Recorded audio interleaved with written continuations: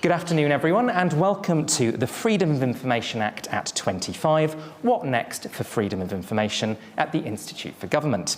I'm Gavin Freegard, Associate at the IFG and your chair for today's event, and it's wonderful to welcome so many of you here in the room and online for what promises to be an excellent discussion.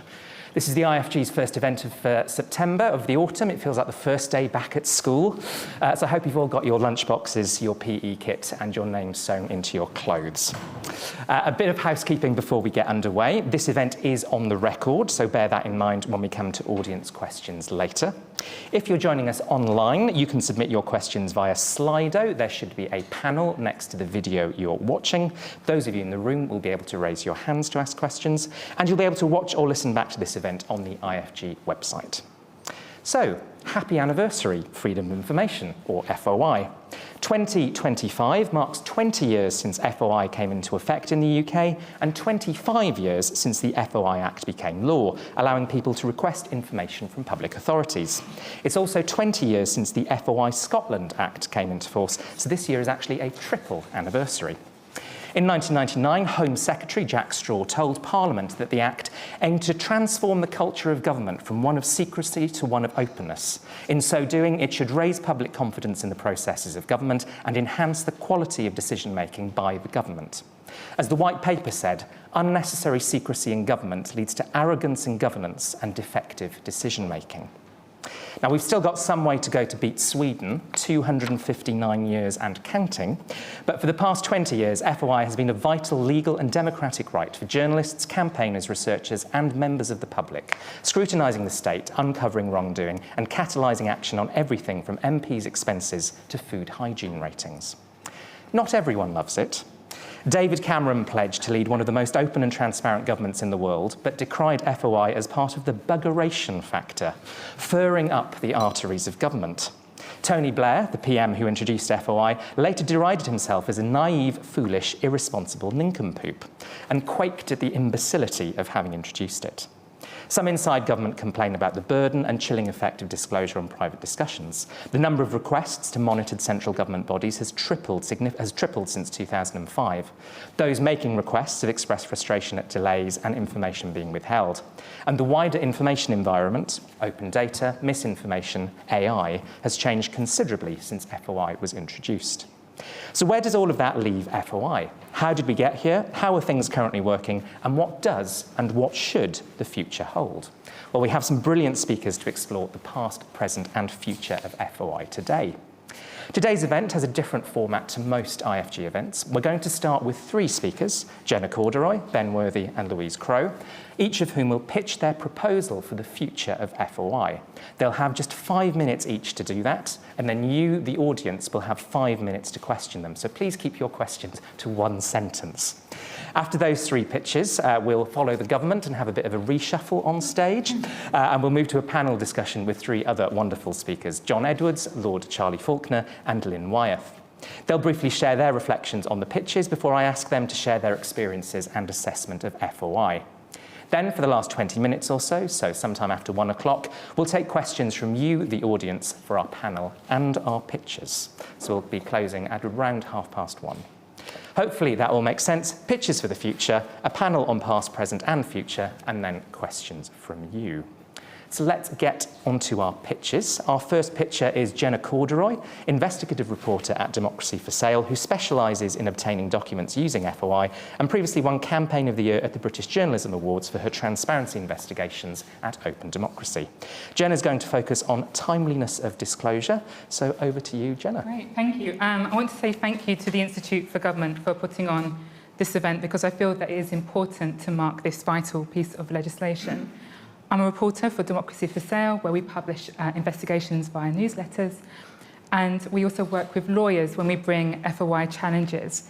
So the FOI Act is really fundamental to our work where we obtain documents that support our public interest stories. And perhaps one of our biggest FOI-driven stories was when I worked with Peter Gagan and Lucas Amin, my colleagues, when we exposed the Clearing House, which was a unit within the Cabinet Office that screened, blocked, delayed requests from journalists and campaigners. So FOI, the FOI Act can be a really powerful transparency mechanism, and it has helped to expose injustices, scandals and so on. And when it works, it can work really, really well. But unfortunately, over the years, we have seen it consistently undermined. And we talk of reforming the Act, updating the Act, but I think government departments do still struggle in getting the basics right. And I think we need to address that before we, if the Act is going to survive. So, and I think the basics really is they're failing to stick to legal deadlines. So as we know that public authorities have 20 working days to respond to the requests, but just looking at the recent government FOI statistic bulletin for 2024, across all monitored bodies, around 3/4 of requests were responded to in time, and that was down from 81% in 2023, so timeliness has worsened. Also, frustratingly, when sometimes governments need extra time to consider the public interest with FOI requests, and they can extend that 20 working day deadline by another 20 working days, another 20 working days. And it is, again, really frustrating because, in 2024, the Cabinet Office used those extensions in 16% of FOI cases it received. And I know that the ICO recently criticised the department over this because what the ICO was saying was that, the Cabinet Office would extend those deadlines by months and months on end, only to turn around and tell the requester that they don't hold the information or the request would be too much to process, which is a tremendous waste of time. Government departments also struggle in dealing with internal reviews in a timely fashion. As you may know, that's when a requester is unhappy with the way their request has been dealt with, they can ask for review, and that review is meant to be completed in 20 to 40 days. But those deadlines are not being met. So late 2024, the ICO issued a practice recommendation to the Ministry of Defence highlighting those delays. And in 19 cases, the Ministry of Defence was taking an average of 124 working days to complete internal reviews. By not responding to those FOI requests or those internal reviews on time, it's a simple but effective tactic in undermining that right to information. You're kicking those FOI requests down the road, and you're taking the sting out of that newsworthiness. And so not only do we have delay in tactics, but we've also seen evidence of government departments not behaving in the spirit of FOI. Very recently, it came to light that the Attorney General's Office failed to treat a request from a journalist in an applicant-blind manner. And internal comms showed the Attorney General's Office coming up with strategies to frustrate requests, including maximising the delay in providing information. So how do we go about addressing this when, let's be honest, FOI is not really on the government's transparency agenda? And so I turn to the Information Commissioner's Office. And while it is not perfect, I think in the past few years, I've seen how they've taken FOI more seriously, and it has issued more reprimands. And I want the ICO to continue this in the future and increase its enforcement. But I do feel that it needs to be making more noise over the action it has taken against public authorities like the Cabinet Office. Because while I've seen an improvement in attitude towards FOI by the ICO, I don't think the same can be said by the government. There's been no meaningful attempts to strengthen or improve the Act. And I would like to see the ICO be stronger on this, leading calls for change, for challenging the tone and culture set within the current government over FOI. Have I made it within 5 minutes? You've got another 30 to 60 seconds if you want to. Then it's okay. Brilliant. Thank you, Great. Jenna.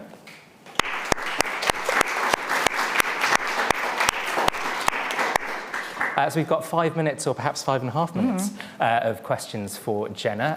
If you are in the room and you want to put your hand up, please wait for the mic. Do tell us who you are and where you're from. And please do keep the questions at this point very short, because we've only got 5 minutes for them.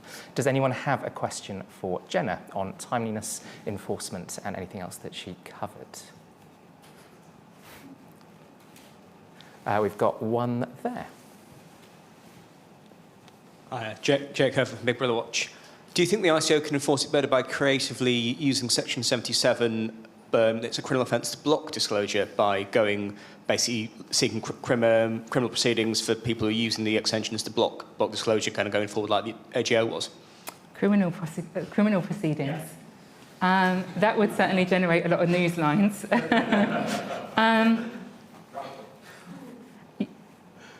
So I reckon it will probably, I think it'd probably be difficult in, I would love to see it, but in reality I think it'll be a little bit difficult because I'm going to assume that it's going to take a lot of evidence, it's going to be a lot of resources, a lot of manpower when doing those proceedings. But I think a part of me wants there to be radical change. I do think we are, 20 years into this, and we're still seeing basic things not corrected.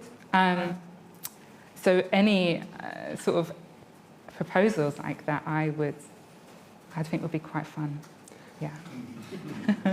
Great, thank you. We've got another question just down the front here. John Spain, thank you for that.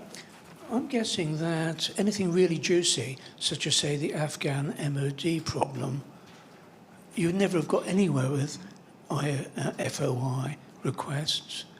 And I imagine there are quite a number of other things that we wouldn't be able to see either. Yes, that's true. I think when requests engage national security, you're looking at a very long time to challenge it. And it is difficult to get a disclosure around those areas. So yes, it is hard, but not impossible. There have been certain challenges where I've been involved in taking FOI requests to the tribunal over sensitive things, including the VIP PPE lane, and we have managed to get some disclosure after a very long fight, 4 years that took in the process. So the FOI process is long. It does take many, many years, but it's not impossible to get it in the end. It just takes a lot of resources in order to do so. Great. And we've got a question there as well. Hi, it's Peter Gagan from Democracy for Sale. Jen, just how much of the issue do you think is to do with the way the appeals process works under the FOI Act, and particularly the role of the tribunal? Just how difficult it is for plaintiffs to end up in the tribunal. You've represented yourself many times. Is that one of the factors? There's very little moral hazard for people dragging their feet. There's very little moral hazard for stonewalling FOI requests. Is that something that there could be a change with that might help make the system more requester friendly? Yeah, I think it is not particularly friendly to the requester in the sense that it's a very long process, and when you're very passionate about a request or is of significant public interest, you are likely to having to go to a tribunal. And I have taken many tribunal cases on my own, and it is scary, I'm not going to lie. It is a lot more helpful when you have pro bono lawyers, but that's quite rare. And so I do think there is a power imbalance when it comes to challenging FOI requests. You're looking at many years down the line. The language gets very legalistic all of a sudden, and to stand in front of a judge and argue your case, that's a lot. So I really think there needs to be the power imbalance. It just needs to be sort of restored, I suppose, in the way that it just needs to be a lot more friendly towards the average FOI requester, for sure. Yeah, so it's a very daunting process. Thanks. I'm going to take one question online as well. Lots of great questions already coming in, most of them for the panel later, but one from Anonymous. Good afternoon to you, Anonymous. How do we make it more appealing for the government to adhere to FOI law around timeliness? Yeah, I think we're probably going to touch upon this as well, but I think I'd like to see the government speaking more in favour of FOI. So there have been time and time again where ministers have made not very helpful remarks about FOI, past prime ministers too. But if you set that tone in that FOI is a good thing, FOI is beneficial to government, FOI is beneficial to the ordinary citizen, then I think we can sort of shift it a bit. I don't think I've answered the question. I've lost my train of thought. I'm sorry. Right, but I have a feeling you might have set us up perfectly for our next speaker. Oh, brilliant. But first of all, Jenna, thank you very much for all of those answers. Which brings us to our second picture, and that's Ben Worthy, Senior Lecturer in Politics at Birkbeck College, University of London, where he's been since 2012. Ben has literally written the book on FOI, publishing The Politics of Freedom of Information back in 2017. So I think Ben's going to talk about local context, the wider transparency ecosystem, and support from politicians for FOI. So Ben, over to you. Thank you. So thanks for asking me here. Before I was at Birkbeck, I worked at UCL at the Constitution Unit with Professor Hazel on several projects looking at freedom of information. So I want to offer us all three things to think about as we look to the past, but also to the future of freedom of information. I want us to think local. I want us to think innovation. I want us to think enthusiasm. So to pick on local first, it's important to remember that freedom of information is primarily a local tool. For every one request that goes to central government, 3 or 4, we estimated, go to local councils. This means freedom of information is primarily a tool for people to find out things about their everyday lives. But it has some important implications. Implication 1 is that the future of FOI is bound up in the future of local government resources and structures. And the second is that the benefits of freedom of information can sometimes be hard to trace. The second thing I'd like us to think about is innovation. Freedom of information, as Gavin said, exists in a very different world than back in 2005. And actually, there's now a huge ecosystem of all sorts of different transparencies, from open data all the way to lobbying transparency, that it kind of coexists with and innovates with. And just to flag up a couple of unexpected things that freedom of information has given us or developed, we have They Work For You, My Society's platform, which now accounts for 10% of all freedom of information requests. As Gavin again mentioned, the release of restaurant hygiene inspection reports by local councils actually led to the scores on the doors ratings that we all know and probably love. My favourite example is a freedom of information request to Parliament helped the development of a bot that tells us every time somebody with a computer IP address on the parliamentary estate makes a change to Wikipedia. So all sorts of innovations are happening all the time in all sorts of unexpected ways. And now with an increasingly fragmented and complex media environment, and dare I say it, as Louise is going to talk about, AI, these innovations are going to keep happening in all sorts of unexpected ways. And finally, I just want to pick up on Jenna's point. I want us to think enthusiasm, because this is one of the key obstacles to the functioning of freedom of information. We've had 8 prime ministers since the Freedom of Information Act came into force. 3 of them have explicitly criticised the law. Tony Blair, as we know, who helped pass the law, David Cameron, and everyone's favourite Prime Minister Liz Truss, all took the time to criticise the Act itself. Of the others, only one of them has explicitly praised the Act, which was Gordon Brown. The others, let's say, are tepid to unenthusiastic in freedom of information. Now, on the one hand, this is a really good thing. Freedom of information should make prime ministers and senior politicians nervous. That's the point. But on the other hand, this kind of negative signals, as Jenna said, actually have a negative effect. It creates what I like to call collective irresponsibility. And if you look across the statistics of central government, you'll see rather a depressing story. If you made a Freedom of Information Act to a Freedom of Information request to central government in 2005, you had a 75% chance of getting a full answer. By 2015, you had a 50% chance. As of the last reported data, you have a 39% chance. And I think this is part and parcel of senior politicians and also 2 cabinet secretaries in a row critiquing the Act in public. We need politicians, senior officials, to praise, not bury, freedom of information.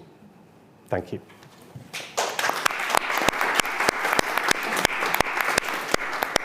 Thank you, Ben. Any questions for Ben? We've got a hand at the back there. If you just wait for the microphone to come to you. Hi, thank you, Ben. I've done some work on this, and your work has been really helpful to me. I'll introduce myself later. Freedom of information comes late to Britain relative to other countries, of course. that puts pressure on policymakers to adapt and to respond. I really appreciated your comments about and the first speaker's comments about the declining effectiveness of requests. How does this compare to the international context? And is our British policymakers operating in a context in which there is less pressure to be transparent than there would have been at the point at which FOI is brought into law in this country? It's hard to measure internationally. I think there are other countries that act as models for how freedom of information works. New Zealand is always held up as an example. But I think the thing to bear in mind is that freedom of information regimes over time have levels of enthusiasm and, let's say, non-enthusiasm, and it goes in waves. Often new governments arrive and reboot acts. The longer a government's in power, the more they go off it. So it's a kind of issue of cycles. I think the Freedom of Information Act has suffered a decline in enthusiasm, support, delays. All these things gradually undermine a system. But it could be worse, is the other way of looking at it. I mean, if you look at what's happening in other countries, in Denmark, they effectively undermined whole parts of the law by amending the law itself. Of course, you have very severe attacks on the idea of freedom of information and transparency in the United States that's only just begun. And the positive thought for the future is even if freedom of information is stuttering and slowing, you have lots of other transparency pressures, not just technology, but also other innovations that are happening alongside it that can be used to support it. Great, thank you. We've got a question down in the front in the second row. Robert Hazel from the Constitution Unit at UCL. If I could briefly add to Ben's answer about international experience, I did a study in the 1980s of the introduction of FOI in Australia, Canada, and New Zealand, and all those governments became less and less enthusiastic. We must get real. FOI is a pain for politicians. We have to recognise that. But coming to the work that Ben referred to, that he and I did together, Ben, you led a study on the impact of FOI on local government. And from memory, you identified, I think, half a dozen objectives that it should make local government more transparent, more accountable, that it should increase public understanding of local government, increase public participation, increase the quality of decision-making, and increase trust. And if I can remind you of your findings, you find that only the first two objectives have been realized and the last four have not. So my question is, do you think FOI was oversold?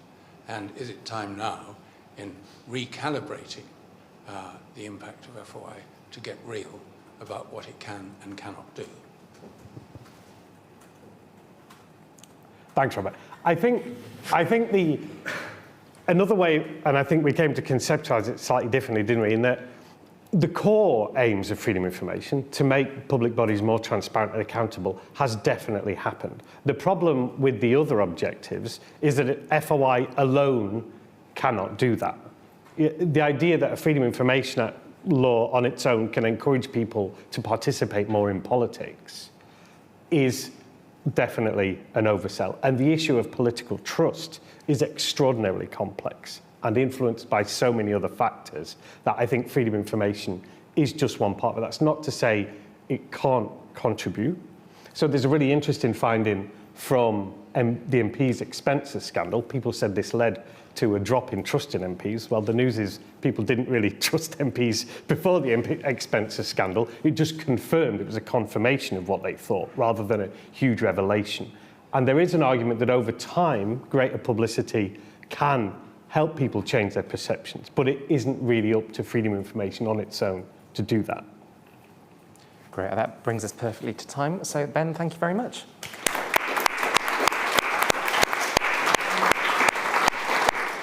And we've had a bit of a trail for our final pitcher before we move to our panel, and that final pitch will come from Louise Crowe, Chief Executive of My Society, an organisation which creates and runs digital services that break down barriers to democratic participation. That includes the What Do They Know site, which helps people make and navigate FOI requests. Now, Louise has a PhD in artificial intelligence, which is very relevant to her pitch, which is on the role of FOI in scrutinising new technology like AI. So, Louise, over to you. Thanks, Gavin. Yes, so in 2055, when we're all zipping around in our personal jetpacks and celebrating 45 or 50 years of the FOI Act, I think we'll be extremely happy that FOI as a flexible and accessible transparency tool was around in an era that I think we're going to look back on as being characterised by increasing use of AI in government and increasing automation of parts of the state. Why do I think that's important? First of all, because a lot of money is being spent. There's been £500 million already committed this year on AI projects by the government, and I think that's important to be scrutinised. Secondarily, I think the systems that we are looking at, the new generation of AI systems, are something new at a technical level, and I think that means there is a risk of opening up gaps of understanding, gaps of transparency, and therefore gaps of accountability. So briefly, systems like ChatGPT, large language models, neural network-based systems are generic architectures that are trained with lots and lots of data. And a big difference from the current generation of systems is that rules by which they operate are implicit, not explicit. So much so that the kind of discipline of reverse engineering what they are doing in a way that can be explained to humans, it's a discipline and an emerging discipline now. So I think there's a risk there. And the second thing is lots and lots of training data and an emerging convention that that training data is closed. So you don't get to see the data that these implicit rules of operation are derived from. So I think those are two significant technical shifts, and we've come a long way with those shifts, potentially from a kind of government principle of be open and use open source. I think it's also important to note that some of the technology companies that are going to be selling these tools into government are powerful entities in their own right. So just to take an example of Microsoft, their market cap is of the order of magnitude of the UK's GDP. So if you're looking at small public authorities procuring services from them, there are going to be discrepancies in knowledge and discrepancies in resources. And I think we have loads of tools, as Ben has been talking about, for transparency and accountability around neural networks version 1, which are our brains, but we don't yet have the ecosystems for this new generation of tools. And we can see through What Do They Know and through FOI that FOI, because it's flexible and because it's accessible, provides a really important window of transparency onto how technology is used in government. So we know from projects like the public law projects, Tracking Automated Governments Register, that there is a whole hinterland of systems that you can find out about through FOI before they are making it to official transparency registers. We know from work done by the Bureau of Investigative Journalism a lot about how government technology is procured.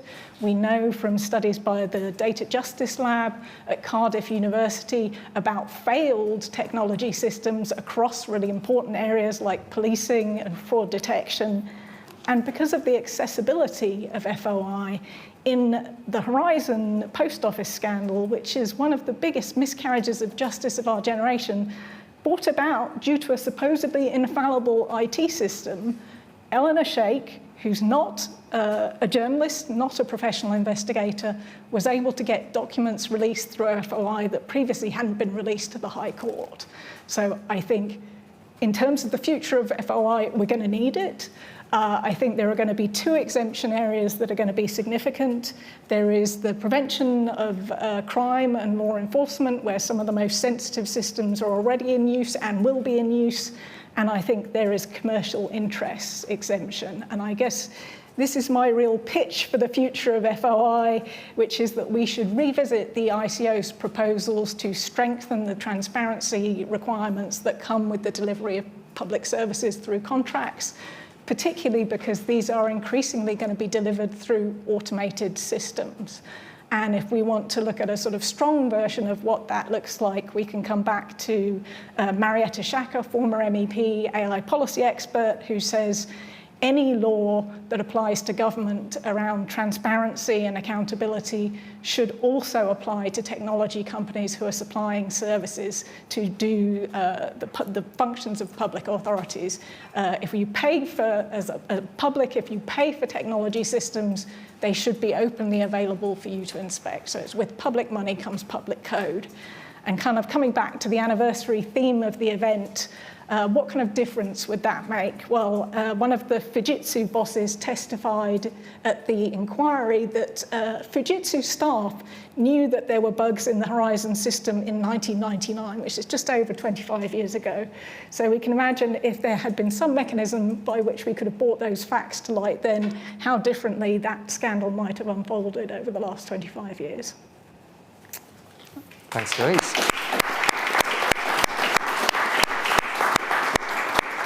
Any questions for Louise? We've got one down at the front. Is your proposal that FOI should be applied? Is your proposal that FOI should be applied to any major IT provider, such as Fujitsu, that's providing a system to government? I think it would be, I think the changes that we're seeing in technology systems merit a revisiting of the transparency around them. So say yes? No? I mean, I think we should talk about it. Yeah. Thanks. Have we got any other questions in the room for Louise? There's one online, which is also about AI, which might be relevant, which is, if I can find it on Slido, basically the fact that it would be relatively easy, someone says, for a program, AI could generate a load of spurious FOIs with plausible human names and send them in using temporary email addresses, which could sort of overwhelm the system. How could that be stopped? And can we use technology, I suppose, to stop as well as make things more difficult?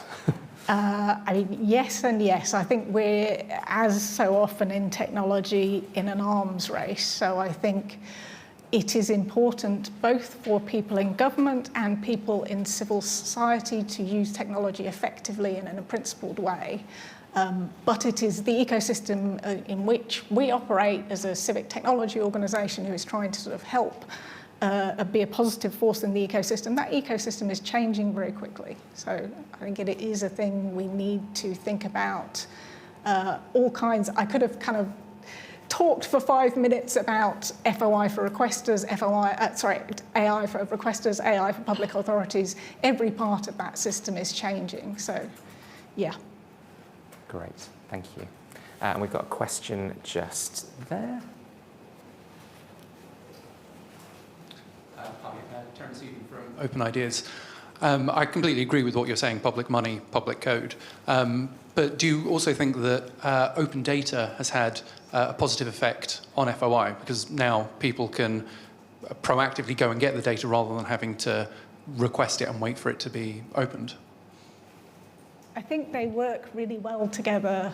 I think they work brilliantly together in theory, and the practice is lagging behind, but it is a really interesting area where that ecosystem change could have a really positive effect. So we run What Do They Know, which has a significant chunk of FOI requests available in it. We are starting to think about how we can kind of produce systemic overviews that will help understand where open data could have the biggest benefit. Because what you see with FOI is, what do people really want to know? It's not what authorities think might be useful to people. So there's a potential for them to work really well together, but you have to have, again, that sort of development of technology to say, as universities, as local authorities, we're getting tons of requests about this, we should probably think about publishing that data because there's lots of public interest in it.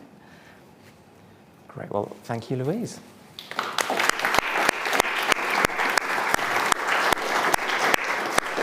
So that brings to an end the first part of the event. So I'm now going to ask you all to thank Jenna, Ben and Louise as they depart the stage.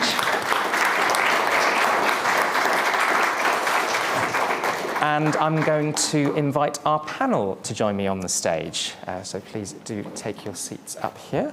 I'm going to get rid of the lectern as well. And as they come up, I'll give you a quick introduction to this section of the event. I'll start by asking each of our panellists for some very brief reflections on the pitches for the future they've just heard before we explore the past and present and their experiences and views of FOI more broadly. So who are our panel? Well, first I'll go to John Edwards, the UK's Information Commissioner. John has been in the role since 2022, having spent 7 years as the New Zealand Privacy Commissioner. The Information Commissioner's Office, or ICO, is the regulator for FOI investigator complaints, but also promoting information rights for the public. We'll then hear from Lynn Wyeth, Executive Board Member of the Campaign for Freedom of Information and Executive Board Member of the National Association of Data Protection and Freedom of Information Officers. Lynn has had a long career in information governance for a large unitary public authority and has developed guidance on FOI and even advised the Government of Jersey on their implementation of FOI legislation. And our final panellist is Lord Falconer of Thoroton, Charlie Falconer. Charlie held several ministerial posts in the new Labour government and has held several roles in opposition too. He was Secretary of State for Constitutional Affairs, later Justice Secretary, and Lord Chancellor from 2003 to 2007, which included overseeing the implementation of the FOI Act. So thank you all for joining us. Really wonderful to have you here. And as I said, I'm going to start by asking for some very brief reflections on what you've just heard from our pitchers. And John, I might come to you first, and anything, but particularly what Jenna was saying around sort of timeliness and enforcement, maybe. Thank you. I thought it was a fascinating panel, and thanks to IFG for putting this on. I think it's really important to mark the anniversary of this constitutionally significant legislation that really does, I think, put the fingers on the scales of the power imbalance between individual citizens and the state. And I think Jenna's presentation really highlighted that, and I was really pleased to hear of the successes that her organisation has enjoyed, but also to hear the endorsement of the ICO's approach. It's something that we have prioritised in my tenure. When I came in, there was a significant backlogs and significant problems with the Cabinet Clearinghouse and various other, and I think we're through that. The challenge that we see in terms of timeliness is across the board, and it's a product, I think, of increasing demand. To some extent, I think the FOI is a victim of its own success. But we do see increasing demand and static resources right across the system. The pressures on public authorities to provide front desk services mean that some of the sort of accountability mechanisms I don't think are prioritised enough. And I think in real terms, funding for those has probably slipped back. I think we need to have a fundamental look at what we're trying to achieve. And I think this came out from Ben's presentation as well, when he rightly highlighted that the vast majority of these things are exercised at the local level. That's so important. I think in many of those transactions, what we are seeing is a breakdown in relationships between the individuals and their local authorities. So there's a disengagement that drives people to fall back on this very transactional and quite administratively burdensome mechanism. And I wonder whether looking at the root causes of some of the disaffection which drive demand might actually improve local democracy and outcomes for individuals. That could be a little bit Pollyanna, I'm not sure. But I do agree also with him that the negative messaging undermines trust. The legislation is really important. It does come with a cost, but I think, trash talking it is not the right answer. We need innovative responses to the administrative and political consequences of the legislation. I will try and shine a slightly more optimistic light on some of those observations, though, because while many politicians have criticised the legislation, when you look around the world, it is very difficult to actually peg back those rights. And we see no moves to restrict those. I think we are seeing a bit of lead-footedness in terms of expansion, and I think that there are very legitimate calls to extend the legislation to organisations that are carrying out public functions. Something like £388 billion of government expenditure is channeled through private organisations. And this takes me, I think, also to Louise's last point about transparency of AI. I actually think she had to be selective about how she was choosing, and I think the transparency of those systems is really important. I think FOI can play an important role. I think, though, if you leave it to that transactional point with FOI, you've left it too late. The horse has bolted. The harm has been done. I mean, look at Fujitsu. The lives ruined by the Horizon scandal. What we needed there was proper governance at the outset and mechanisms to provide the transparency during the commissioning phases. I do actually think that there is promise also in using AI to facilitate access to information. Most of us in this room have probably clicked on Copilot summary of a document or something. Now, this has risks associated. It's not going to be a panacea, but we need to recognise the burden on organisations, the legitimate needs of individuals, and the extent to which technology can meet those legitimate needs without engaging the sorts of risks that many would recognise from automating some of those processes. But I think there's a lot of work to be done there and a lot of potential. Great. Well, thank you very much, John. I'll come to you next in for your reflections on what you've heard from our pitches. I suspect Ben's pitch on FOI and the sort of local level and what John's been saying about that as well might particularly resonate. But, absolutely. I started on the 1st of January 2005 with the comment from my manager, I don't think you'll get many. And when I retired last year, we'd had over 30,000. So I have enjoyed every single one of them. We do get a lot to local government. They are wildly varied, and it was never dull. From zombies to cooling towers to glory holes. Do not ask about that one. But what you see is some of the weirdest ones and the funny ones, people still have a valid reason to do it. And I think it's really important to remember, you know, that everybody puts a request in for their own personal reason. And if we lose sight of that, you know, what's the point of doing any of it? It's resources that cause the problems. We are not sitting there in local government going, how can we not answer these? How can we take 19 and a half days instead of 20? We're spinning, we're juggling plates. We've had resources absolutely decimated for years, and there just aren't enough staff. It was never resourced properly in the first place. It never got extra money. It didn't have all the input that, say, GDPR got when that changed. And people treat it like a back office admin function. And that is the biggest complaint I have. We are frontline statutory services. And people don't recognise that the people doing FOI actually have to be quite highly skilled in some detailed legalese. And my research, you know, really bore out the fact that they don't even call them freedom of information officers half the time. There is nothing in their job description specifically about having to have any essential criteria about understanding FOI when you go into the job. You know, it's not a statutory function like the data protection officer is. And you're often the team that are looked at, where can we make savings, you know? And people don't realise how important a role it can be, because it can cause your organisation big, big trouble if you get it wrong. So the timeliness that Jenna talks about, you know, I was passionate about us getting them out on time. If we dropped below 99%, you know, that was what you all doing. It can be done, but it took years to create that culture, and it's got to come from the top down. It's where we talk about the trash talking. I was lucky that I created those relationships with senior management, and they got it, they understood it, they bought into it. I had a city mayor who was passionate about it, you know, and wouldn't do blanket Section 36 on everything. Each case was on its own merits. He was passionate about open data, started an open data site, so I was lucky.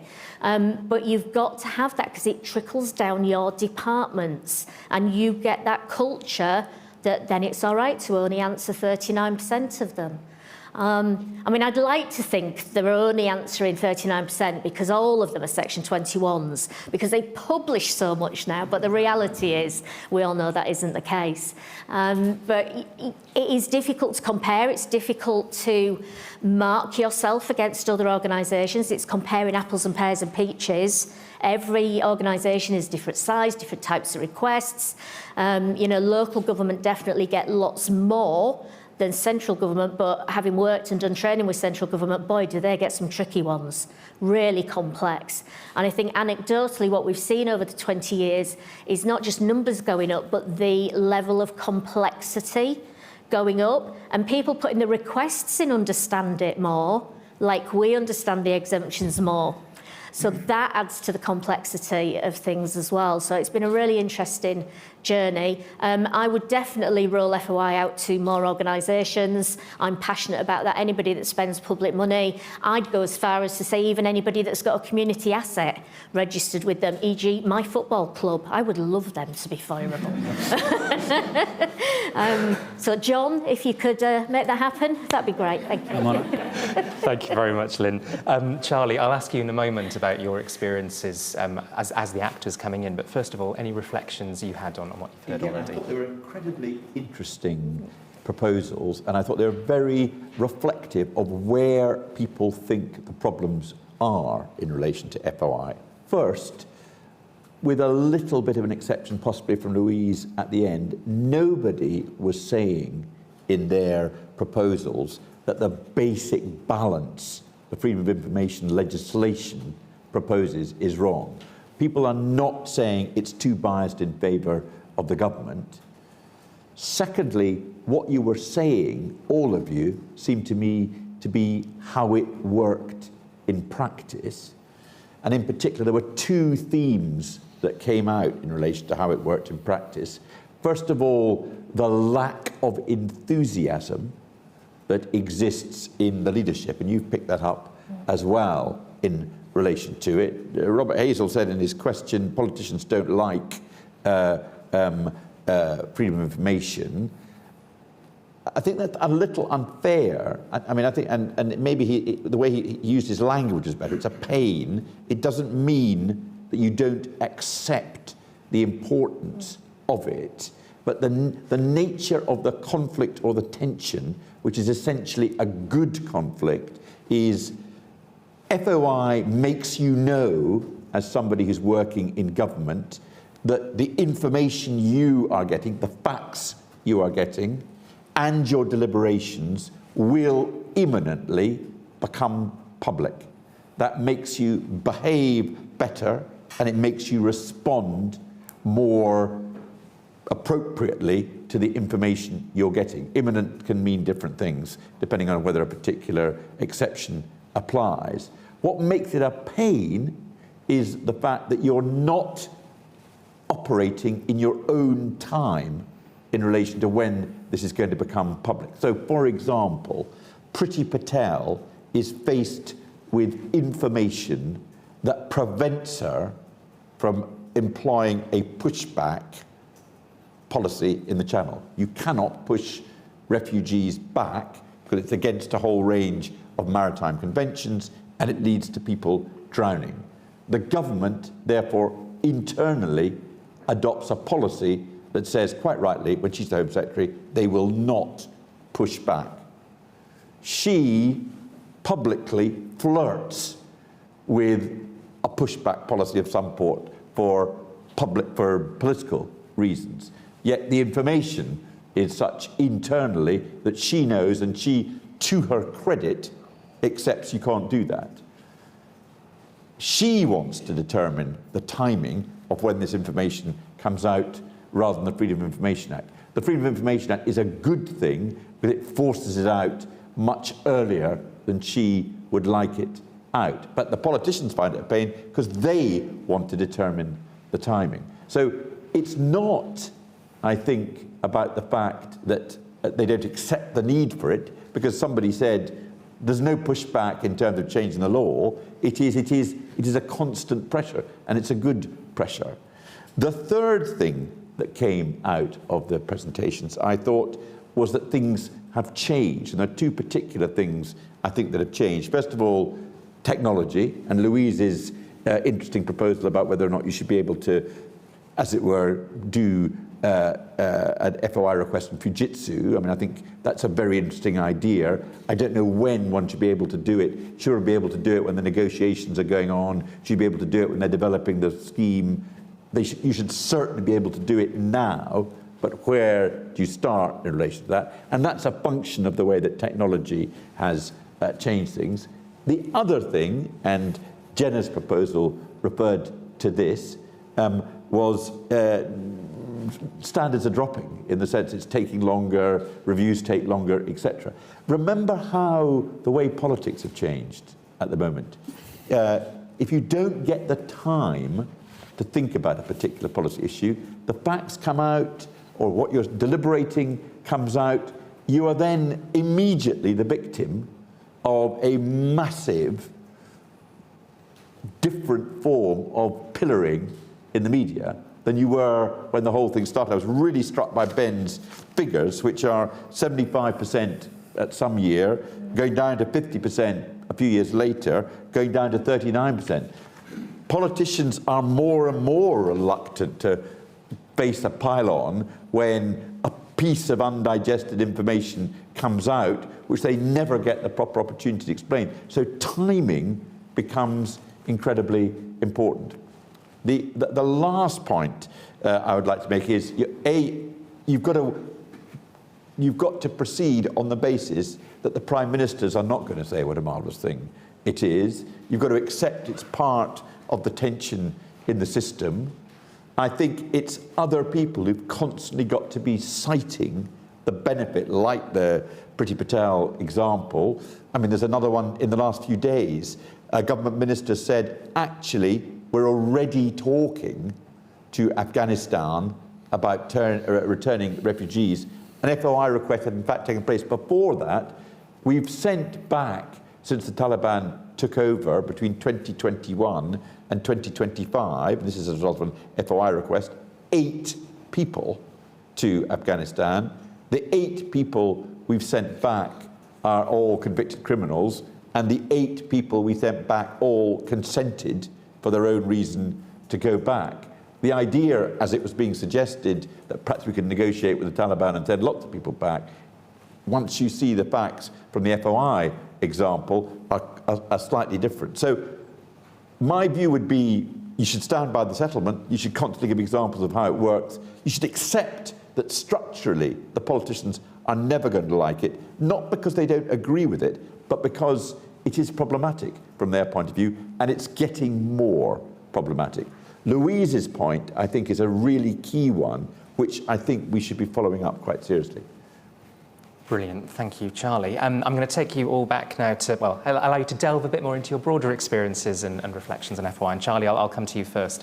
You were sort of there at the beginning. Yeah. So I wonder if you could tell us a bit about how that all worked, your thinking at the time, and I suppose what surprised you most looking back now in terms of how it's all gone? I was enthusiastic about freedom of information. We were behind the curve in the world in 1997 when we became the government.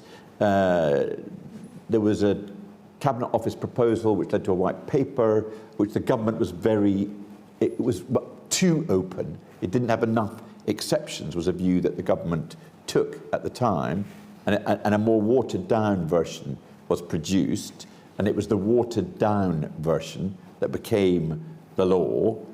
I was amazed, but as time went on, increasingly less surprised by how, and Robert's right about this, how people in government did not like the freedom of information. It was regarded as a terrible chore. I remember, to Tony Blair's credit, regularly, something like 2 or 3 times a year, at Cabinet, we would discuss how freedom of information was going after it had been introduced, because freedom of information was viewed as an issue that had to be delivered across government in a consistent way. The Cabinet Office was put in charge of making sure that it developed. And I, towards the end of my time in government, became the minister responsible for its implementation. And I was regarded as a crazed, treacherous loony for promoting freedom of information. Everybody, practically everybody around the Cabinet table regarded it as a total pain. And this, I'm sure, reflects governments generally thought of ways whereby you could reduce the burden. So that the conversation would always go, well, this department has allowed this sort of information to be disclosed, and that would then lead to difficulties with other departments, because once Department X had set a precedent, then Department Y had to follow it. And so it was seen, and this is the way government works in practice, it was seen as a thing you've got to try and keep the shutters down as much as possible. Now, I'm not surprised that that is the position for the reasons I've indicated. As I say, while the government took that view on a day-to-day basis, overall, they saw the need for it. But getting people to get used to it, because remember, I was in the government where at the beginning of that government, there wasn't any FOI. So you had, as it appeared to us, very considerable freedom to discuss things without any thought that those discussions would become public, and you could determine the timing of when the relevant information became public. And that fundamental change occurred in the Blair government after 1997, and my goodness me, it made everybody behave so much better. Excellent, thank you. Lynn, I might come to you next and thinking about those sort of internal cultures and how you actually go about making FOI work. How have you done that? What the sort of good guidance that you've developed, what does that sort of look like in terms of supporting staff? It would be me asking the question, if you release this, will anyone die? And they would say no, and I would say, just release it then. What's the problem? And it was very much changing that culture from when it came in, that it was the council's information and confidential was stamped on the top of every piece of paper, to it's the people's information, we are just the administrators of it. Why are you stamping confidential on it? Do you know what confidential even means? No, you don't, do you? You know, we won't even get into that conversation of the quality of confidence under common law, because you don't get it. So it was really changing that thought process from some real old school council workers that everything was confidential to what's the biggie? What will happen if we release this information? And that didn't happen overnight, obviously, and there were still pockets, you know, clinging on to that old way of working for some time.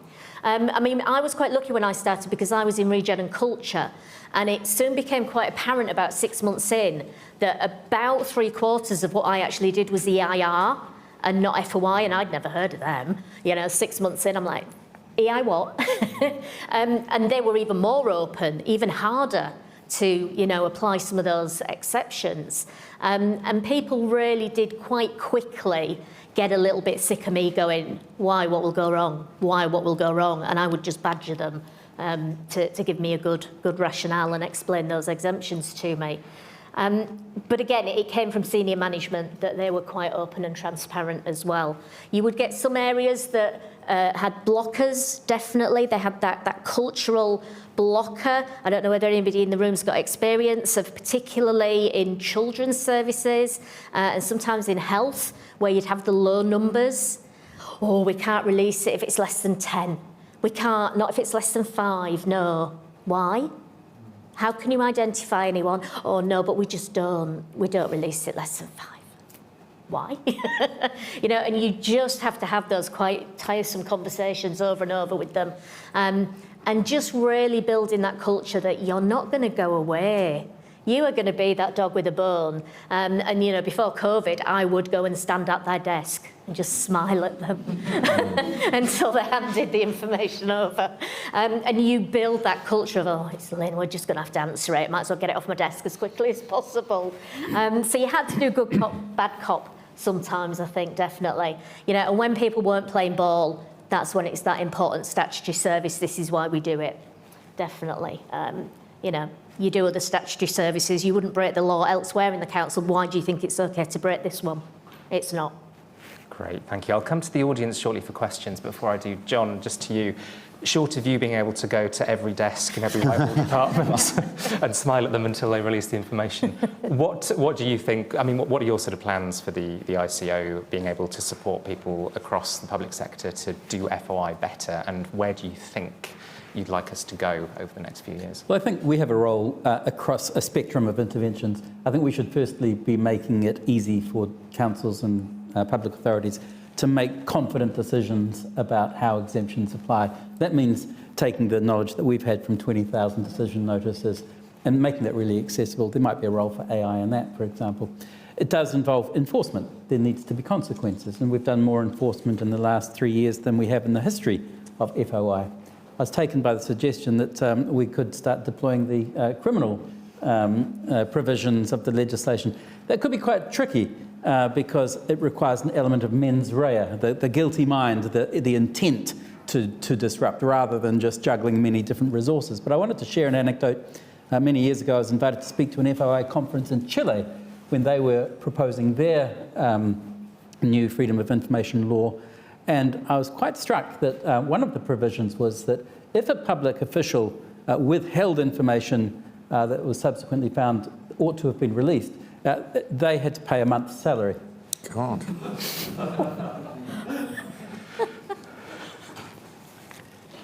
Are you planning to introduce that? Or?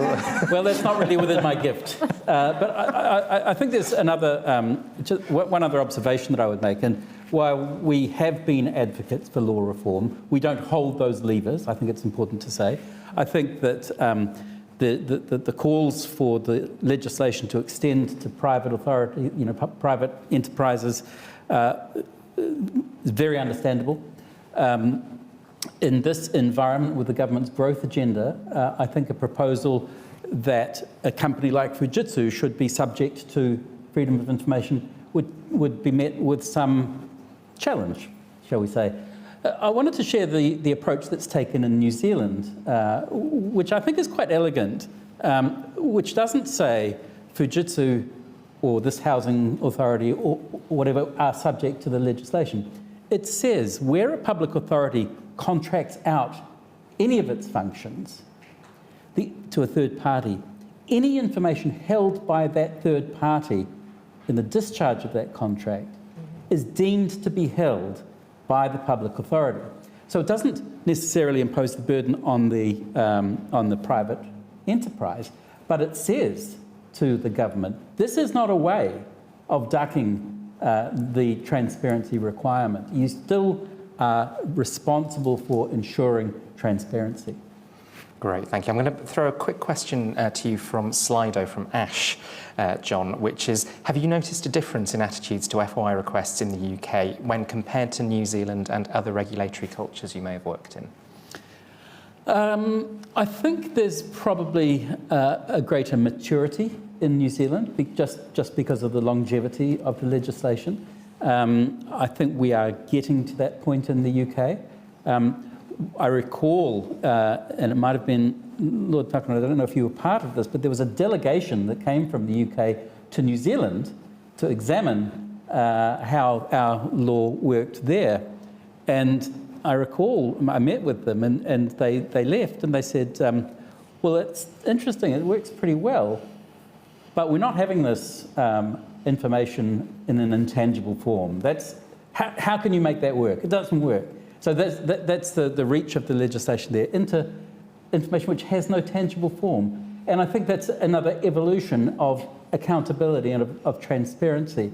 I think getting away from the, trying to understand what the legislation is trying to achieve and looking across the system at different ways of achieving that, rather than just relying on the transactional asking and answering. And I think managing some of those relationships would be an important part of that. Great, thank you. I'm going to come to the audience now for questions. And our pitchers, as well as our panellists, are very welcome to answer, so do wave at me if you want to ask. I will try to take questions in batches of 2 or 3. Do tell us who you are and where you're from if you can. We are on the record. If you're online, please use Slido. Lots of you are. If you're here in the room, wait for the mic. And if you're in the adjoining room and would like to ask a question, please do come through. So the first 2 hands I saw were one there and one there, and I'll take a question from Slido as well. Come to you next. Morris Frankel, Campaign for Freedom of Information. At present, pre-AI, if you want to know about how a government decision has been taken, there's a well-charted route and there are well-understood criteria about when that information is likely to become disclosable, depending on whether the decision's been taken or not, and then whether there's a likely chilling effect. in future, if somebody wants to know how a government decision has been taken, we will have to deal both with that existing pathway, which are the exemptions and policy formulation, but also with the exemptions that will be thrown up in relation to how AI is operating. And at that point, we're dealing with the exemption for commercial interests in freedom of information. And the question is, are we likely to get a route through that problem, particularly where the commercial interests are so vast and powerful, which will allow enough access to figure out what's going on, or is that going to be a permanent rule? Brilliant, thank you. We've then got a question just over there. While we put new batteries in the mic, I will go to a question online. This is from Peter Cleesby. Can the so-called burden of FOI on public authorities be reduced by investing in training staff to respond to requests correctly? So that was the most upvoted of our online questions. And I'm going to speak incredibly slowly now while we sort the mic out.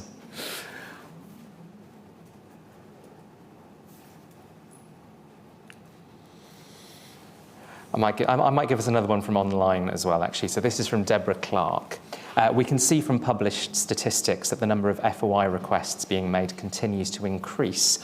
What do you think is causing that?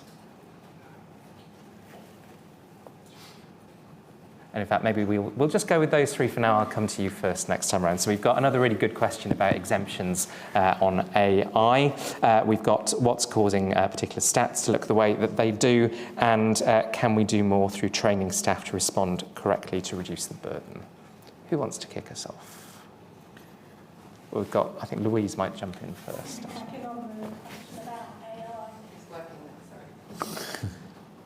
I think we do need to take a really serious approach to the fact that, not maybe immediately, but in the future, decisions are going to be distributed across people and systems. And I don't think that is all about, I take John's point that sometimes you want to do that kind of proactively rather than reactively and transactionally. But I do think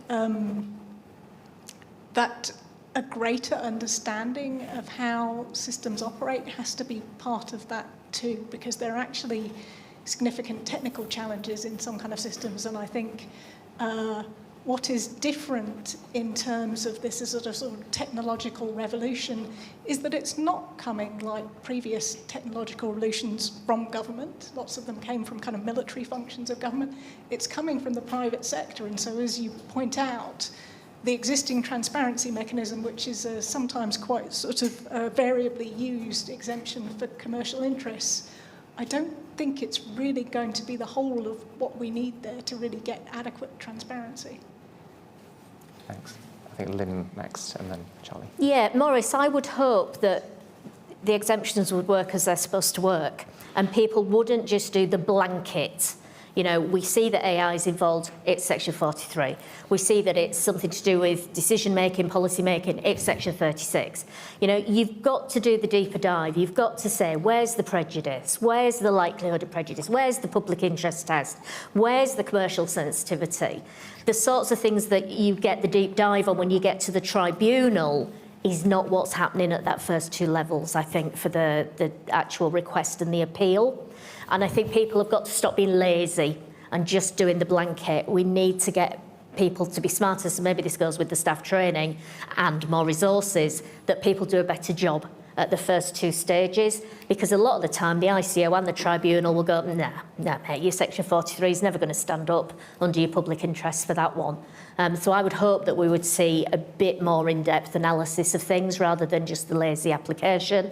Interesting about the burden. You know, what are we calling the burden? Just that requests are going up?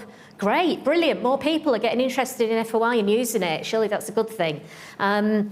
If it's because it's a burden because it's not being resourced properly, that's not the staff's fault for not doing their job properly. You know, lots of staff are regularly trained and trained on the job. It's the best way to learn. Is the burden not being resourced properly would be my question. Thanks. I mean, Maurice's question is very difficult to answer, and currently I think the law would lead to a random answer. in relation to it. So Louise identifies that decision-making is distributed much more both within the public sector and within the private sector. So private sector bodies will use a variety of technologies to process information, come up with a conclusion. You can get the conclusion being transmitted to the public sector. Can you get into the private sector to see how that detailed conclusion was reached? And the answer at present is you cannot, if the analysis I have given is accurate, because in that circumstance, the private sector body is not performing a public sector function in the way that, for example, certain school provisions are provided, or somebody running a prison has got to give information because they're doing a private, they're doing a public sector body. It would be viewed legally, in the example I've given, as the public sector buying in services from a private contractor, so you can't penetrate the private contractor, except to the extent that the private contractor then gives you a conclusion.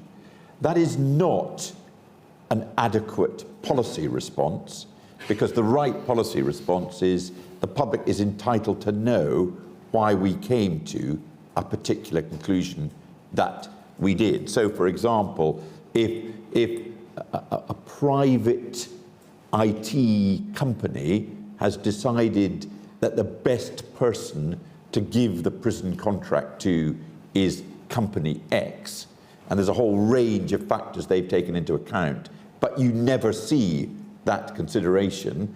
All that they've been asked is which is going to produce the best value for money and other things.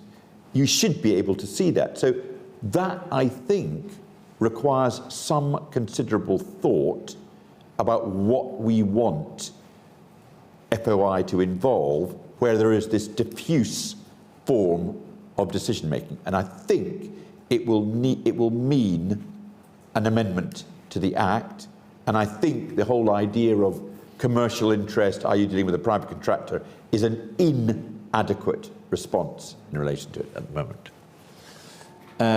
I think in relation to should we be investing in training, well, I mean, I think the problems are probably not a lack of training amongst the staff at local and central government in having to enforce it. It is the constant tension between, I mean, what you described rather graphically. It's not that the local authority doesn't know what the rules are. It is they don't want to give the information for a variety of cultural, inbred and other reasons, and it's the same. So I think the key thing is not the training, though I can stand to be corrected in relation to that. It is the culture in relation to it. And thirdly, why is there more requests? The reason I think there's more requests is that if you are engaged in any public activity at the moment, you are so sort of scrutinized from so many different places, social media, the conventional media, every sort of media, everything is already so open that it gives people an absolute myriad of ideas as to how they can attack. And it's exponential, the questions that raise in people's minds. And it's going to go up and up and up. I don't know whether that's the reason for Ben's figures, 75 to 50 to 31. What is the comparable figure for increase in requests? So 75% when it was X, 50% when it's 5X, 39% when it's 10X. I don't know. Ben, do you want to come in next? Yeah, I was just going to make a couple of quick points around the burden. I think there's two problems I have with the use of the word burden. Problem one is it's extraordinarily difficult to know how much FOI, and I use inverted commas here, costs.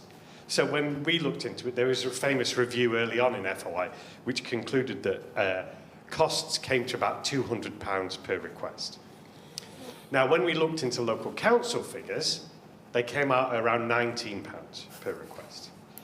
I think the broader problem I have is that people don't complain how expensive democracy or voting is, but they are allowed to complain about how expensive a right like access to information is, and that's slightly complex. I just want to flag up some really remarkable figures from some polling by My Society, which are actually confirmed by the ICO, that they found that 1 in 10 people have made an FOI request in this country, which is a very extraordinary and pretty positive picture. I always used to think that FOI requesters... 6.4 million people have made requests. Yeah. Bloody hell.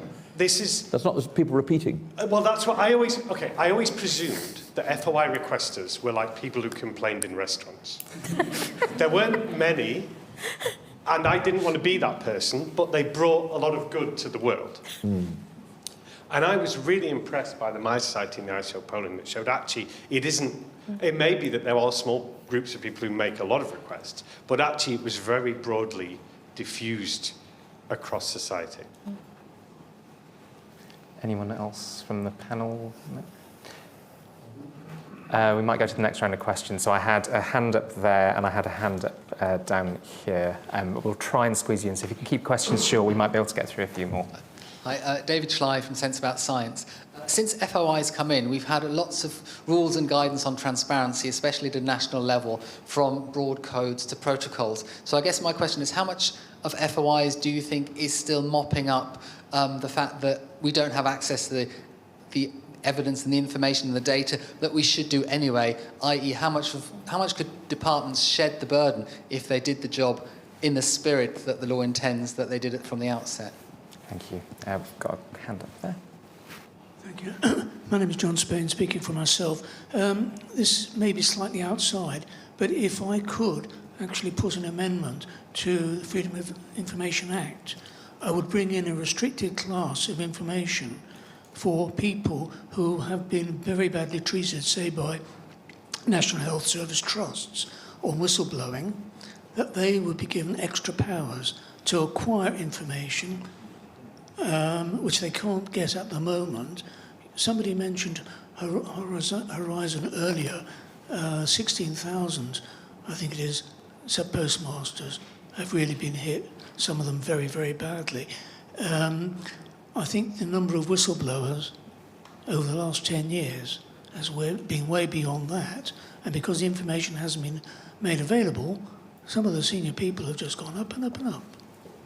Thank you. And the question I'll take from Slido, which is again currently the most upvoted. We are rightly focusing on how government and regulators manage the FOI system, but is there more for those who make FOI requests to do to ensure that the health of the system is upheld? So we've got proactive publication of transparency and evidence, we've got sort of different groups of people maybe having slightly different rights, and we've got what can requesters do to make things better as well. Who'd like to come in first on that one? Well, I'll jump in because I wasn't quick enough before to respond to those three questions, and I do want to respond to Morris's, and I don't think there's a single answer to the question about how, whether there will become a contest between accountability and commercial interests. For me, the more the decision-making is obscured by the application of a technology, the greater the public interest will be to displace any commercial prejudice. So I think that's going to be a sliding scale that we will apply depending on the use case, and there will be an infinite variety of use cases. I do think investing in training is a good idea. Don't know why the increase in requests is coming. How much of FOI is because we're not being transparent enough? I think that's a really insightful question, actually. The FOI is a tool of last resort, and I do think that in very many cases it represents, as I mentioned before, a breakdown of process, of relationships. And if you want to tackle demand, you need to go to that root cause. Publish information proactively, engage where there are disputes, bring people into decision-making. So I think that's a really insightful point. What can people who make requests do? This is really interesting, and I think I want to riff a little bit on Lord Falconer's observation of the extent to which we in public offices are under scrutiny, and maybe some of the shyness of FOIs that Lynn has observed. Not every error or misstep is a horizons scandal. So maybe recognise, when requesters are on their campaigns, that the people they are targeting are humans. They make mistakes. If they correct them, if they are open about them, pillorying them on social media, I think is of limited utility and can be undermining further of that relationship of trust. But I do think that the trend that Lord Falconer identified of the increased polarisation is exacerbated by that kind of campaigning. What was the Slido question that came through? So that was about what more requesters can do to support the healthcare system. Well, I do think recognising that the request has a consequence for the organisation. And I take the point that Ben makes that we shouldn't necessarily use the language of burden, but there is a cost. And a cost to a local authority or a public authority is something that they cannot be deploying that resource elsewhere. So I do think people have a responsibility to exercise these rights responsibly and maybe to engage in a dialogue, to say, look, I hear that you're telling me that this is going to take days, you're telling me it's going to take months to process it. Can we have a conversation about what I'm really trying to achieve? And maybe you can do that in a more effective and efficient way. But again, that requires trust. And I think we need a bit of work to rebuild trust in some of these scenarios. For the transparency one, those of us that worked in local government and central government to an extent were already more used to publishing things, whether it was salary data or accounts or register of interest, that kind of thing. There was a constant increase of things that we had to publish, whether it was, Pickles' local transparency code, that kind of stuff, the Protections of Freedoms Act, when that came in under the coalition, there was always more and more. It was quite a shock to some sectors when they found out they had to publish lots more, especially in the new code of practice. But as John said, that's what they proactively publish. FOI is what you drag out of people that they haven't proactively published. And I think there's two reasons why they don't proactively publish it. As the politicians say and John says, is they don't want to. But there's also my experience is we just haven't got the resource. There isn't someone there uploading stuff to our websites and making it easily accessible all day, every day. Our search facilities are rubbish. No one can find it anywhere, and everybody forgets to update it 3 months later. And hopefully new tools and new tech will help us automate those systems more and more, that as we create documents and we put retention on it and we put it in a folder that says upload it to the website, that will happen more and more. The EIRs require you to publish everything, to continuously publish everything. Nobody's got that. That culture isn't there in our country yet to do that. And some of it is just lack of resources rather than lack of will or lack of understanding the tech that can help them to do it, I think. Can I jump in on that one? Because just as a very specific example, but last year, we noticed the increased scrutiny that water companies were under about publishing environmental statistics and statistics about spillage. We said, do it proactively, do it as you get it, publish it. And they have all fallen into line, I think. So that is a material change in culture, it's a material change in the availability of information, and I think it's a material decrease in the transactional questions that are put by way of FOI or environmental regulation questioning. And we always then have that problem. We cannot measure the number of requests that we do not get. Yes. Because we've published. Anecdotally, someone might say to you 3 months later, oh yeah, I got it off your website. But you can't measure what you don't get asked for. So you never know how successful you are at stopping requests. I mean, the question was how much of FOI requests are driven by, as it were, state bodies not doing their job properly. A huge amount. And the nature of FOI is, and this is the guts of the Act, is we're dragging out of people information that they're obliged to give anyway. I don't think they're necessarily always in the wrong for not providing it. But if, for example, in relation to every significant decision that was made, each state body provided a bundle of information as to how they made that decision, what opportunities they rejected, then FOI would be reduced in the number of requests that were being made. But the whole point about FOI is here's a legal mechanism that allows you to force it out of the state body. Your question about badly treated people, in a moral way, you're obviously right.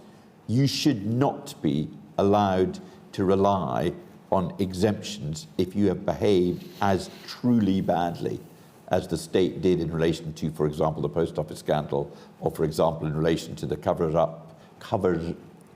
up in relation to what happened at Hillsborough, or in relation to the infected blood scandal. But these are always looked at with the benefit of hindsight.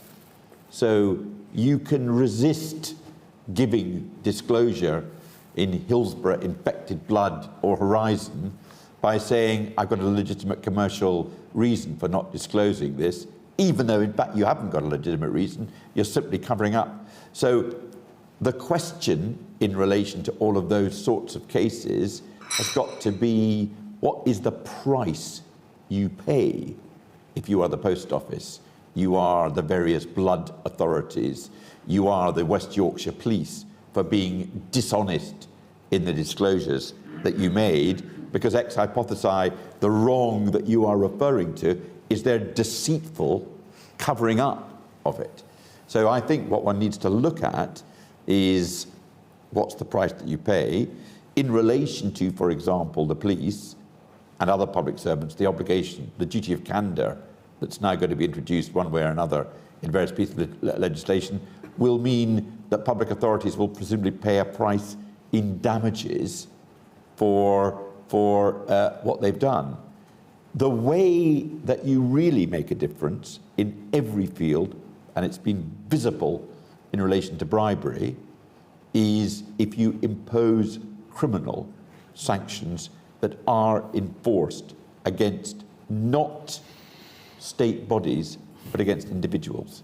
And that is what leads to a massive change in culture. So everybody would agree with what you say. The question is not, should we do it? It's how you make it effective. Thanks. And the last question was, what do FOI, I mean, FOI requesters should only ask sensible questions and shouldn't waste people's time asking for all the people who are suited and booted in Hampshire and have large pensions. But I mean, you know, the more you start to restrict it, the more you'll end up excluding rightful requests. I'm very tempted to ask you about the zombie request, but before I do our pitchers have anything you'd like to come back with? We've got the mic just coming. Yeah. I guess just on that question of what can requesters do, and I think it touches on some of the things John and Ben have said. I think it's great that people make lots of FOI requests, and in a way it's a thing that we are missing in the rest of society, which is people engaging in democracy, engaging in politics. But I think it is useful to think about how we might broaden out that conversation and make it a bit richer and give people other opportunities to do it. But I think the other big thing is use the things you find out. Try and do something worthwhile with them, because I think, I mean, maybe Lynn will agree with this, the disheartening thing for FOI officers is answering a request which then nothing happens. It's a waste of your time, it's a waste of their time. So try and find ways to use that to engage with public authorities in interesting and not necessarily confrontational ways, because the whole area of FOI we haven't talked about today is not that sort of accountability kind of holding people to account and investigating decisions, but just literally finding things out. There was the great example of the poo casting in the pandemic, where they made requests about where sewage system boundaries were so they could actually help people understand the progress of a new disease. So there is a whole area of kind of constructive requesting that we haven't even touched on very much today. Thanks, Louise. Very nice note on which to end. That's okay. Bit of sewage, why not? Charlie, I know you have to go, so I'm going to do some quick parish notices, but do feel free to, and please do thank Charlie as well. A few very quick parish notices before we go. A reminder that there will be video and sound recording available on the IFG website shortly. Please do tell all of your friends and colleagues and do share it widely. They might want to watch it back as well. You'll also be able to find details of forthcoming IFG events on the website here in London, but also at the forthcoming party conferences. It is the season, aren't we all delighted about it? If you're interested in more discussion about freedom of information, keep your eyes peeled for some further anniversary activity. Jenna, Ben, Louise, My Society and me and some others in the room as well are trying to pull together a one-day conference, which we hope will be on Thursday the 6th of November, so do keep an eye out for that. And I think City University, hopefully in November as well, are hoping to put on an event. So there will be some other things happening, so keep your eyes peeled. All that remains for me to say is a huge thank you to all of you for coming in person, all of you joining us online. Some brilliant questions today. Sorry we didn't get through all of them. And please do join me in a final thank you to our brilliant speakers. Thank you all very much indeed.